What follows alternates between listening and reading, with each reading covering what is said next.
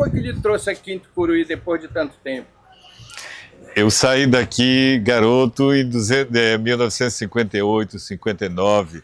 Eu estive aqui em 2008 para a feira na Escola Raimundo Ribeiro. E aí, depois eu estive em 2013 dando aula. E agora, neste 2023, eu vim para a segunda Flituc.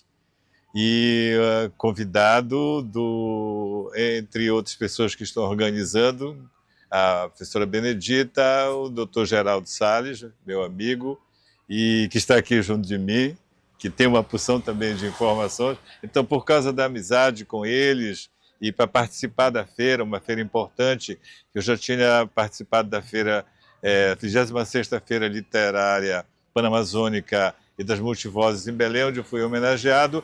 Eles vinham com a proposta de participar e de me homenagear, o que para mim é uma coisa fantástica, muito, muito importante, porque aquele garoto que se formou aqui, 6, 7 anos, que estudou aqui em Tucuruí, naquela época um lugar pequeno, acanhado, que a gente conhecia praticamente todo mundo, mas eu era garoto, aquele garoto da beira do rio, que agora se tornou também o escritor.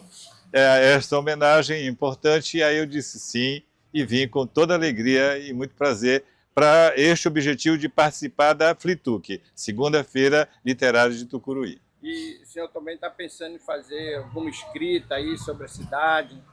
Uma motivação que a gente teve aqui, que já estava na minha cabeça, porque quando garoto, 6, 7 anos, eu ouvia falar em duas coisas que me chamavam a atenção. Era no Bar do China, no Bar do Mané Seco, que do Bar do Mané Seco eu ia, do Bar do China já era assim, uma coisa meio distante para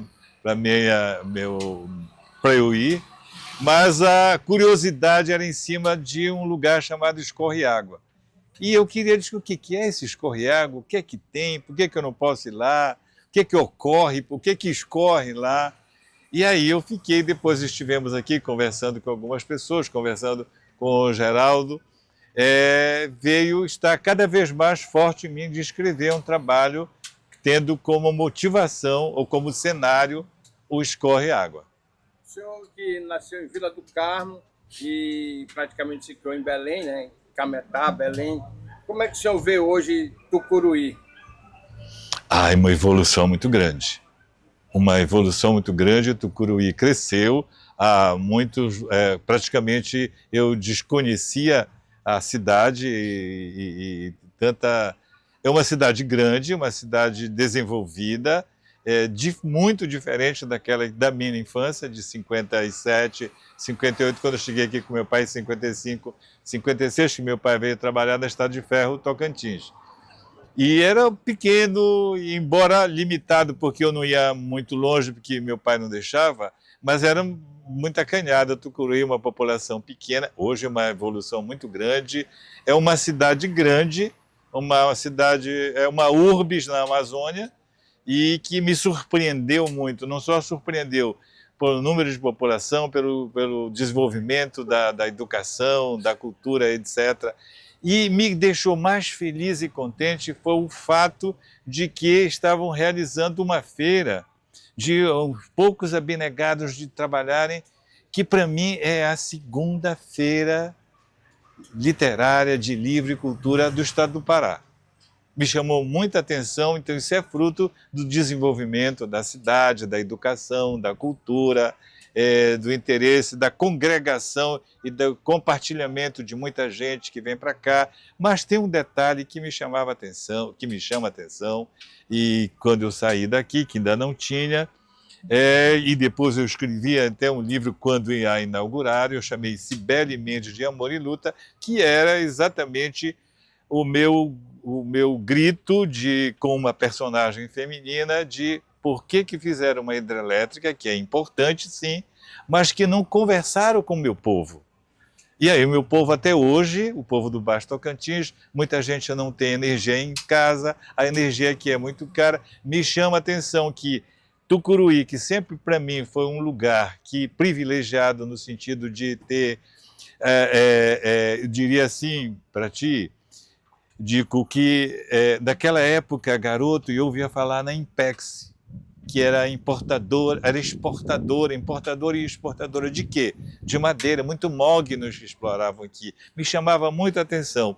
E depois que eu saí daqui, que começaram a falar na hidrelétrica, me chamou a atenção. Então, quando eu vejo que a construção, a barragem, trouxe para cá a Camargo Corrêa, outras firmas, um volume enorme de construção, de movimentação, de gente. Isso me chamava a atenção. O que vai ser ali? O que este povo vai lucrar com isso? Eu vejo que a cidade cresceu, que tem tudo isso, esses equipamentos que eu falei para você, mas eu fico preocupado enquanto cidadão no sentido de que a exploração da riqueza da Amazônia me parece que não é usufruída pelo povo da nossa região. Então, a região é rica, o povo continua pobre, vêm as grandes empresas aqui, alguns fazem fortuna, mas o povo continua na miséria.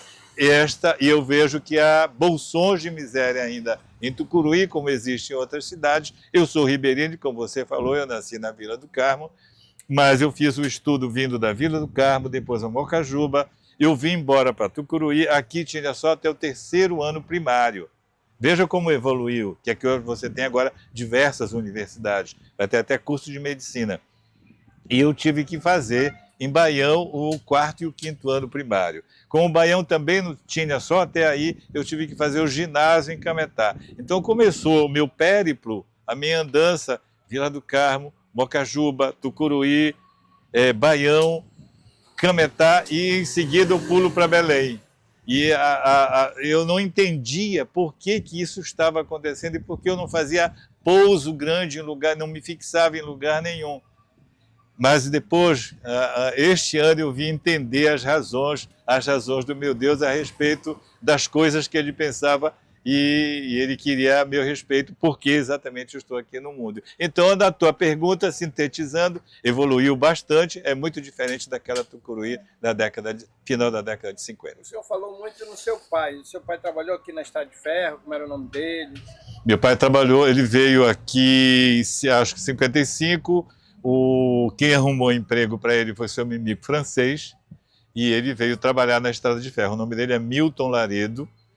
E quando nós chegamos aqui, fomos morar numa casa que era um porão de castanha, de um momento muito difícil. Depois a gente foi morar numa casa perto da casa do seu Mimico, alugado de uma senhora negra chamada... Eu não me lembro agora do nome dessa senhora. E nós passávamos sempre na frente da casa dele. Meu pai trabalhava na estrada e a gente ajudava. Eu vendia mingau de arroz, pirulito, que minha mãe e a minha irmã de criação faziam. A gente vinha para cá e eu via os marabaenses, eu via o movimento da castanha. Nós sabíamos, como criança, quando os marabaenses apontavam ali qual era o marabaense, que tipo de máquina ele tinha, o nome deles, a gente sabia tudo isso. E isso tudo registrei também depois dos meus livros. Eu não sabia, meu amigo, naquela época, que eu me nutrindo disso, que eu ia escrever. Não sabia, mas tudo isso foi importante. E depois meu pai comprou uma casa no Alto do Bode, uma casa simples, que fazia a esquina da invernada do seu Lelé, onde ele criava gado. Ali eu tive uma infância muito bonita e muito rica em Tucuruí. Então eu tenho uma memória muito bacana. Meu pai trabalhava na estrada, ele despachava o trem, ele era telefonista também, e foi trabalhar no Breu Branco e tal. Eu ia verificar, e estudava na Escola Reunida Mista de Tucuruí. Assim foi, para te dizer o nome do meu pai, Milton Laredo, e minha mãe Ladi Laredo, cujo nome é Maria do Carmo, mas ela é mais conhecida como Ladi Laredo. O senhor escreveu vários livros, e um que tem muita fama do pessoal é Antônia Cor de Facho. Entre outros títulos de livro, eu tenho hoje 54. Tem este que o título é Antônia Cor de Facho, e o nome dela não é esse. É o apelido que o padrinho dela deu para ela. O padrinho dela era o Nelson Parijós. Ela era uma mulher muito forte, no sentido de decidida nas coisas, como as mulheres são. E, nesse sentido, eu conheci muitas mulheres, daí porque muita personagem do meu livro é feminina, é mulher. Não conhecia a Antônia, conhecia a filha dela, conversei com ela, que me contou a história, aí eu fiz a ficção. Antônia Cu de Facho, que andava em Cametá e fazia uma coisa muito bacana de um movimento da sociedade dela, que eu tenho assim como uma Madonna de Cametá, ela. Uma mulher tão frágil, mas ela ia saber nos presídios quem estava lá e o que estava precisando. Então, naquela pouca coisa que ela tinha de pobre, mas ela ia, se você precisasse de uma rede, de um lençol, se estivesse doente, ou seja, era como se fosse alguém fazendo um serviço social, era uma assistente social dos presídios, das pessoas que estavam presas na delegacia de polícia. E ela tinha um cabaré na rua que chamavam Vila Japim. E tinham muitas mulheres trabalhando lá com ela, moças que ela acolhia e tal. E de noite tinha as funções lá, ela era muito devota de Santo Antônio, ela fazia festa lá. Dizem que ela era apaixonada e também o padre holandês se apaixonou por ela. Então o título ficou Antônia Cu de Facho, o ardente amor de um padre.